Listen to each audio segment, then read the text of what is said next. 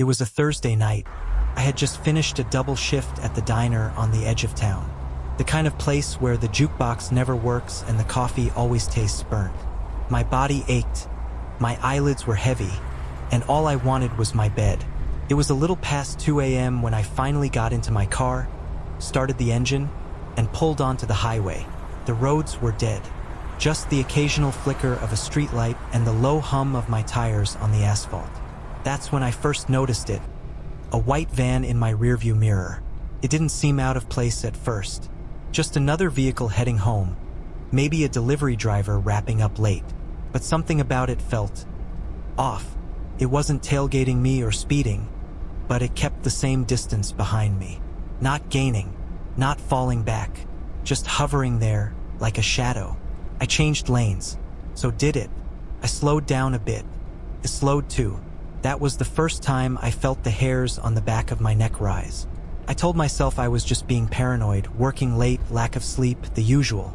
But when I took my exit, the one leading toward the back roads I used to shave time getting home, the van followed. That was no coincidence. I turned onto an old road lined with thick woods on either side. No street lights, just black trees and the occasional glint of deer eyes. I made another turn, then another. Each time, the van stuck with me like it was tethered to my bumper. My chest got tight. I could feel my pulse in my fingertips as I gripped the wheel. Every instinct in me screamed to get away. I reached for my phone with one hand, trying not to swerve as I dialed 911. When the dispatcher picked up, my voice shook. There's a white van following me. It's been behind me for miles. Every turn I make, it's still there. The dispatcher stayed calm. Bless her. She asked my location, told me not to stop, and directed me to the nearest police station about 10 minutes away. It was the longest 10 minutes of my life. The van never sped up, never tried to overtake me, but it never let me go either, like it was waiting for something, watching. I glanced into the rearview mirror again, and I swear, just for a second, I saw no one in the driver's seat, just the dark shape of a steering wheel turning on its own. I thought I imagined it, had to have imagined it. Finally, I spotted the glow of the police station ahead. I floored it. My tires squealed as I tore into the lot. Floodlights burst on overhead. 2 officers came out immediately, hands resting on their holstered weapons. The van pulled up slowly behind me and stopped at the lot's edge. Engine still running, headlights blinding. I jumped out of my car, waving frantically at the cops. That van, it followed me all the way here. They ran toward it, guns drawn. One shouted commands while the other crept to the driver's side. And then, confusion. The officer looked inside, then turned to his partner, shaking his head. There was no one inside. The engine was still warm. The driver's seatbelt was buckled. The steering wheel, ice cold, they said, as if no human hands had touched it in hours. Even stranger, there were no license plates. Not on the front, not on the back. No VIN, no registration. The van was blank, like it wasn't meant to be traced. The officers had it towed, promised to investigate. But here's the thing. The next day, when I went back to the station for an update, they said the van had vanished from the impound lot. No records, no camera footage, just gone. I still think about it sometimes. What would have happened if I didn't make it to the station? If I had stopped or let it get closer? Whatever was in that van, if there was anything, it wasn't human. And I don't think it was the first time it followed someone home.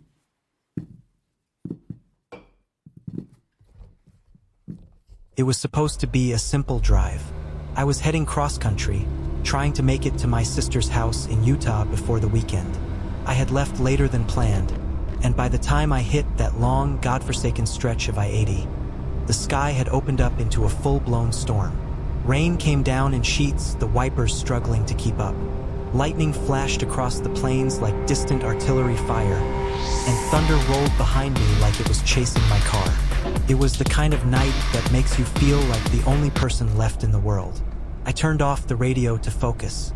The road ahead was slick, reflecting my headlights in strange ways.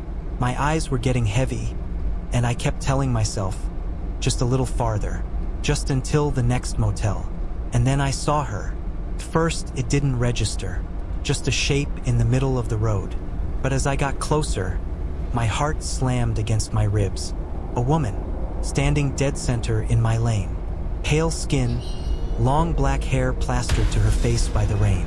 She was barefoot, wearing a white dress soaked completely through, clinging to her frame. Her arms hung stiffly at her sides. I swerved, tires screaming against the wet asphalt. The car fishtailed, nearly spinning out before I managed to wrestle it to a stop on the shoulder. I sat there, shaking, my breath fogging up the windshield. I looked in my mirrors. Nothing. She was gone. I jumped out anyway, adrenaline flooding my body, calling out into the storm. Hello? Are you okay? Hey! No answer. No movement. Only the wind howling through the grass and the occasional rush of water draining into the ditches. I walked a few yards down the highway, scanning with my phone flashlight. Nothing but rain, road, and darkness. Finally, soaked to the bone, I gave up. Maybe I imagined her. Maybe my brain, exhausted and sleep-deprived, was playing tricks on me. I got back in the car. That's when I saw it. Her face in the rearview mirror, pressed against my back window, eyes wide, mouth slightly open. Her skin was colorless, and the rain hadn't touched her hair. It looked dry now, floating slightly, like she was underwater. I screamed, the kind of scream that erupts from your chest before you even know it's coming. I floored the gas, fishtailing back onto the road and speeding blindly into the dark. I didn't stop. Not for gas, not for coffee, not until the sun was rising behind me. I finally pulled into a rundown diner somewhere in Nebraska. My hands were still trembling as I ordered coffee. I probably looked like hell. That's when the trucker sitting 2 stools down looked over. "You all right there, kid?" he asked. I hesitated, then nodded. "Just rough night on the road." He gave me a long look. "You were on I-80 last night, weren't you?" I froze mid-sip. "Yeah. How'd you know?" He tapped the counter with one finger. "Rain like that middle of the week? Only the long haulers and the ghosts are out." He paused, leaning closer. "Did you see her?" I didn't answer, but I must have looked guilty. He nodded like he'd seen it before. "That's the ghost of I-80. Folks been seeing her since the early 70s. Story goes, she was a young bride, driving to meet her fiancé. Car broke down. She walked for miles in the rain, trying to flag someone down. Nobody stopped." He sat back. "She died on that road, hit by a truck just after midnight. They say she's still trying to get a ride. But no one ever picks her up twice." I didn't believe in ghost stories before that night. But when I went back to my car after breakfast, I checked the back. On the trunk, under the layer of road dust and rain, were 2 perfect handprints, facing downward, like someone had been leaning on it.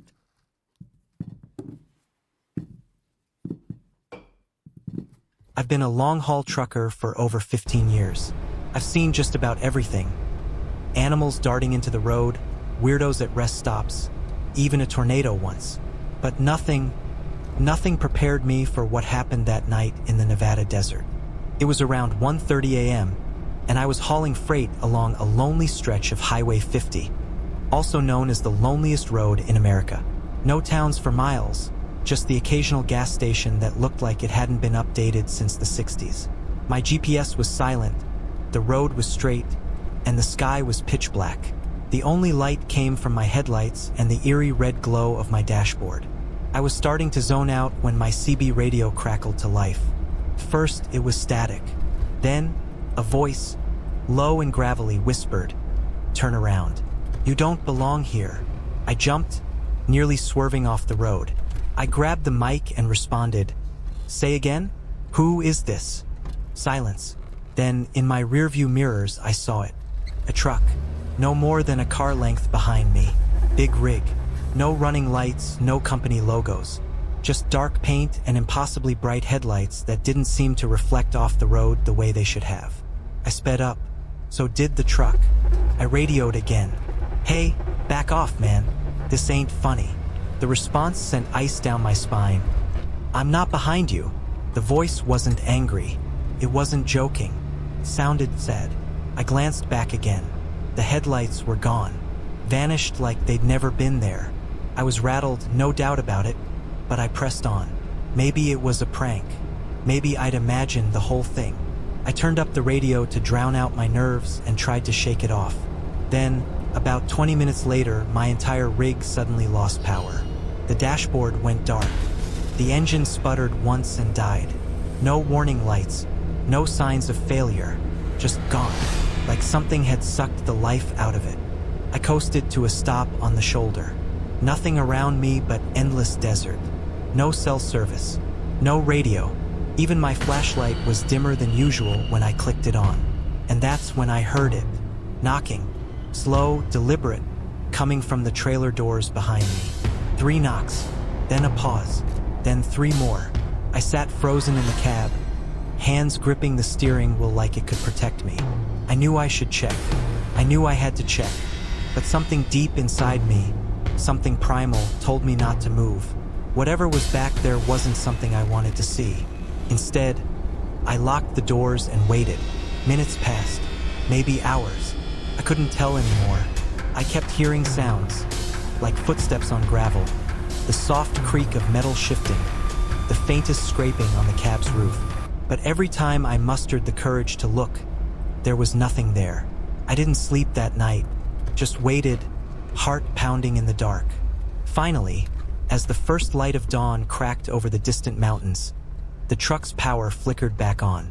No explanation, no error codes. Everything was working like nothing had ever happened. I started the engine and slowly climbed out to check the trailer. The lock was still in place, unbroken, but when I opened the doors, the entire floor was covered in dust. Thick, untouched dust except for one thing: boot prints, leading from the edge of the trailer all the way inside, but not back out. And here's the kicker: whatever made those prints didn't load in while I was stopped. There were no prints leading to the trailer from the outside, just that trail going inward. I asked around later once I got to my drop-off. Some of the older truckers, the ones who've run that stretch of highway longer than I've been alive, didn't laugh. They just nodded slowly. One guy said, "Highway 50's haunted, plain and simple. They say there was a driver in the 80s. Fell asleep behind the wheel, rig jackknifed it, trailer flipped and caught fire. They never found his body. Just his boots, melted to the floor. He looked at me dead in the eye. They say sometimes he hitches a ride, especially with the ones who don't belong out there. Highways at night are supposed to be peaceful. Just you, the hum of your tires on the asphalt, the occasional flicker of headlights in the distance, and the quiet comfort of knowing you're making progress under the stars. But when the darkness stretches for miles with no towns in sight, no signs of life, and your only company is whatever's out there in the void, that peace can start to feel too quiet. And then your mind starts playing tricks. Or maybe it's not your mind at all. Because if these stories teach us anything, it's this: you're never truly alone on the road. There are vans that drive themselves, ghostly figures that appear in your rearview mirror, voices that speak on frequencies no one should be using, and trailers that carry more than just cargo. People vanish on highways all the time. No signs of a struggle, no wreckage, no explanation. Maybe they broke down and got lost. Maybe they fell asleep behind the wheel. Or maybe they picked up something they shouldn't have. So the next time you find yourself driving through the night, when the road is empty and the world feels still, pay attention to the car that won't stop following you, to the woman on the shoulder begging for a ride, to the whisper you swear came from your back seat. Because out there in the dark, the road doesn't just lead somewhere. Sometimes it invites something in. And maybe, just maybe, it's better to wait for daylight.